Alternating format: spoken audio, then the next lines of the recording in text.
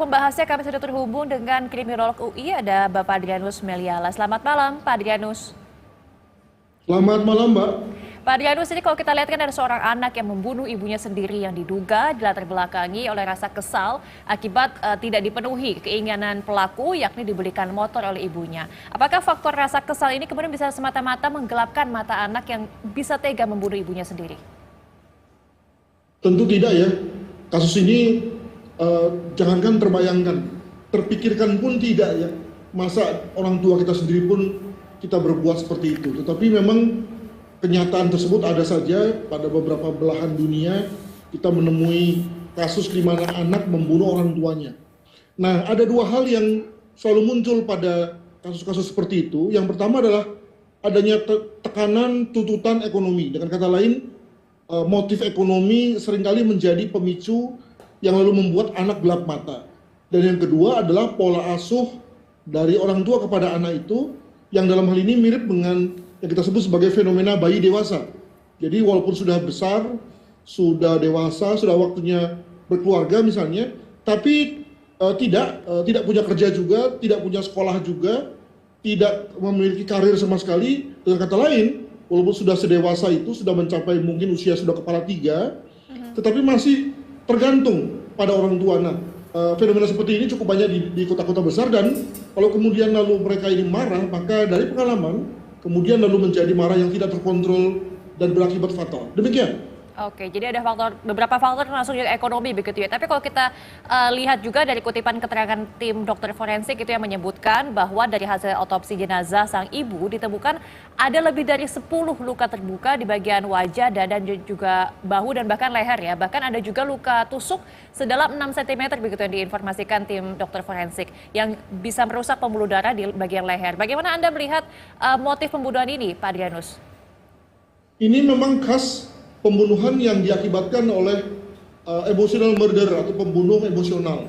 Jadi ada rasa marah luar biasa pada diri korban, pada diri pelaku yang kemudian dilampiaskan dalam bentuk satu pembunuhan yang tidak berpola. Dengan kata lain, dia main asal cacah saja itu pada tubuh korban, tidak bicara soal bagaimana mematikan, atau kalau sudah mematikan lalu dianggap cukup, tidak. Tapi karena dalam rangka mencacah korban itu sebetulnya merupakan suara hatinya atau panggilan jiwanya yang sedang marah pada korban. Pertanyaannya adalah bahwa ternyata pada kasus ini kemarahan pada pelaku itu sama dengan ketika misalnya menghadapi orang luar sama sekali, ya, stranger. Jadi ibu dianggap sebagai sama dengan orang luar. Nah, ini menarik karena nampaknya pada beberapa kalangan maka sosok ibu, ayah ataupun saudara yang lain itu tidak dianggap sebagai lebih dekat atau dalam bahasa teknisnya sebagai memiliki affinity dibandingkan orang kebanyakan. Jadi dengan kata lain, kalau misalnya kita mudah marah pada orang kebanyakan, maka itu pula yang kemudian cenderung kita lakukan pada orang-orang terdekat, termasuk keluarga kita. Nah, pertanyaannya adalah mengapa kok bisa terhadap orang-orang terdekat ini kita kemudian mengalami situasi sama saja dengan orang lain? Nah, jangan-jangan karena tadi kita sendiri sebagai anggota keluarga memang tidak menempatkan keluarga sebagai primary reference atau rujukan paling utama dalam rangka kita berkinerja, berbuat, dan seterusnya. Malah alih-alih kita kemudian mengambil orang lain, menempatkan kelompok lain sebagai acuan utama kita dalam rangka berperilaku. Begitu. Oke, untuk sementara memang polisi masih mendalami kasus ini dan mungkin akan melakukan uji kesehatan mental begitu. Tapi mungkinkah ini juga ada keterbelakangan dari kesehatan mental yang dialami oleh pelaku? Karena ada informasi yang menyebutkan juga bahwa setelah melakukan tindak pembunuhan ini pelaku tidak langsung kabur begitu. Justru ia sempat tidur di dalam rumah yang terdapat jenazah ibunya. Bagaimana Anda mencermati hal ini, Pak Adrianus? Mungkin saja.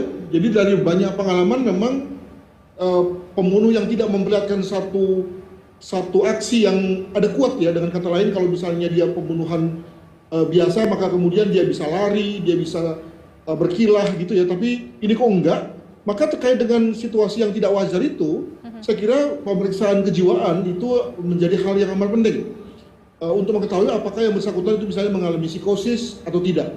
Itu pun tidak cukup, karena yang juga penting diketahui adalah bahwa pada saat yang bersangkutan itu mengalami psikosis, apakah pada saat pembunuhan dilakukan itu memang jiwanya sedang dalam situasi kalut ya, sebagaimana halnya seorang penderita psikosis.